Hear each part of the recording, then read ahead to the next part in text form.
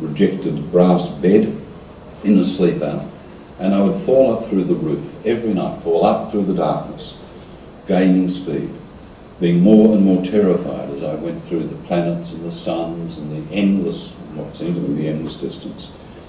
And the concept of eternity, like infinity, was overwhelmingly dreadful. Well, one night I solved the problem about infinity. I bounced off a rocky wall that I'd discovered surrounding the universe, like an eggshell around the egg, and I fell all the way back into the room with a great sigh of relief. It was okay. There was an end. Trouble was, next night, when I repeated the nocturnal flight, I broke through that rocky surrounding and found that no, there wasn't. And I found that it was unnecessary to think of the beginning. And then even if you did, God wasn't much of a help. If there has to be a beginning and God was the beginning, I said to my grandmother, then who began God? And whereupon she boxed my ears. 10 years later, when reading Why I Am Not a Christian, I learned that Bertrand Russell asked himself exactly the same question when he was 19. No one boxed Russell's ears, but there was a deafening silence, during which he realised that the notion of God was superfluous. Far from providing the answer, God was simply another question. God was the name we gave to what we didn't understand. The trouble with God is that as science advances, he retreats. Stephen J. Hawkins, among others, proffers a version or vision of the universe, ranging from the quantum mechanical to the great drama of the cosmos, that needs no author at all. He eliminates God from the equation. As for God's relationship with human beings, what relationship? We're only here because after a few billion of those years that Bill was describing, an asteroid clobbered the planet and wiped out the dinosaurs, allowing a new species to be dominant, namely us. In turn, we're likely to be wiped out ourselves, either by our own stupidity or by another asteroid, leaving the planet to be dominated by insects. And if so, who will the praying mantis pray to? An insect god.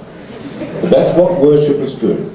They create God in their own image, according to their needs, their circumstances, and cultural attitudes. So many gods, all mutually exclusive, concepts that cancel each other out. You can't talk about God unless you define the God you're talking about. Otherwise it gets so fuzzy, so amorphous, so vague, so contradictory, as to be meaningless. People in any case will believe what they want to believe. I have a simple suggestion, and I always end letters to my Christian and other religious critics in the same way. Let's get on with treating each other decently, and don't let a little thing like God come between us. Thank you.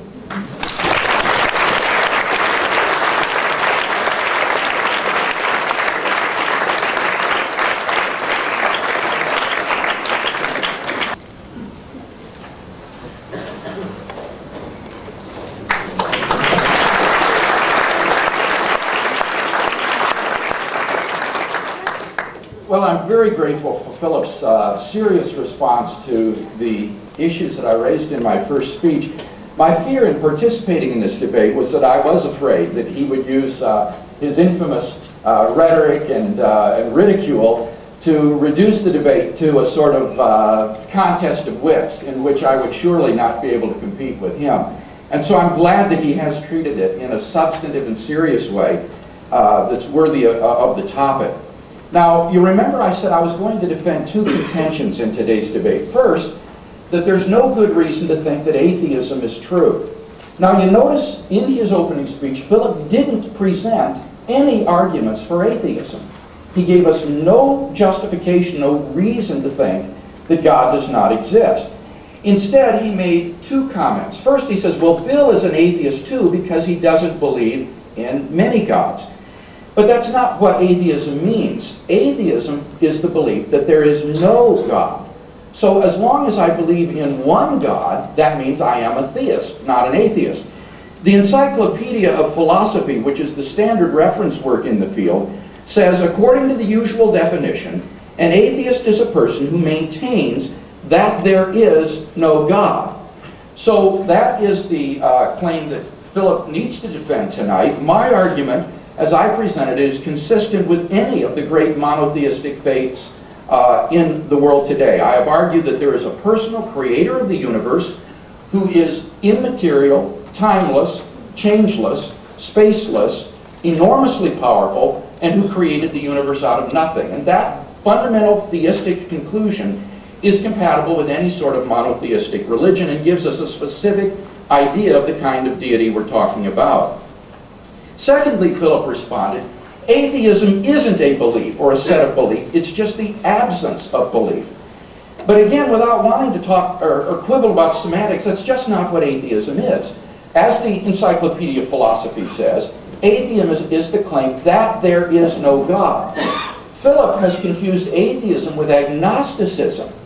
Agnosticism is the absence of belief in God. But atheism is the belief that there is no such person as God. And therefore, if he's going to defend atheism rather than agnosticism, he needs to give some justification for believing there is no such person as God.